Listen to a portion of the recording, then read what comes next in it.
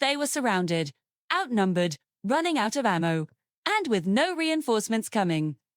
So the SEALs made one last call: airstrike. Immediate, they expected thunder from the sky. But what arrived was silence, because the pilot coming for them was not just a soldier, she was Valkyrie. The desert night was suffocatingly quiet, except for the deafening echo of enemy gunfire bouncing between canyon walls.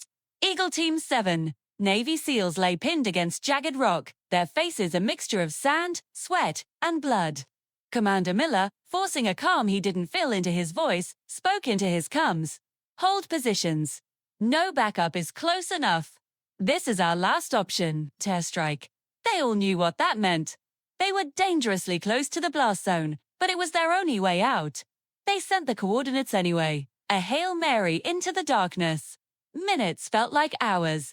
The enemy fire intensified, tracers slicing through the air like burning arrows, getting closer with every volley. The SEALs pressed themselves deeper into the rock, the situation growing more desperate by the second. Then, a sound, low, heavy, and rolling.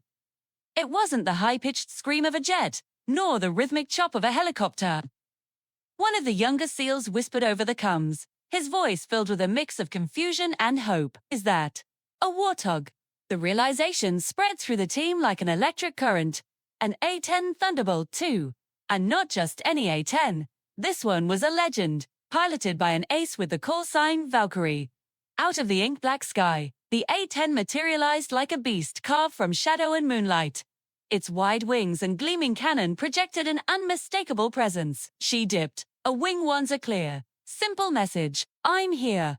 Then, just as quickly as she appeared, she vanished back into the night. Seconds later, the ground to their east erupted. Enemy supply trucks were tossed into the air, their silhouettes twisting in a massive ball of orange fire. The entire dynamic of the battlefield had just been rewritten in a single, explosive moment. The SEALs braced for the iconic, earth-shattering BRRRT of the A-10's cannon. But it never came. Instead, they heard her voice in their headsets comm, steady and deadly. Eagle Team, stay low. Targets acquired. A moment later, the earth shook again. A mortar position vanished in a plume of fire and sand. Enemy fighters, who had been advancing with confidence just moments before, scattered in panic. Sand and debris blasted upward like tidal waves. Every strike was surgical, every explosion perfectly placed. The young SEAL, still in awe, whispered, "I didn't even hear her fire." Commander Miller allowed a faint smirk. That's how you know it's her. Valkyrie wasn't just dropping bombs. She was a master of silent, precise warfare, dismantling the enemy piece by piece, without the signature sound her aircraft was famous for. She made another pass, swooping in dangerously low, skimming the ridgelines as if gravity was just a suggestion. This time, there was no silence. The GO-8 Avenger cannon finally spoke. A torrent of depleted uranium rounds tearing the enemy's final fortified position to dust.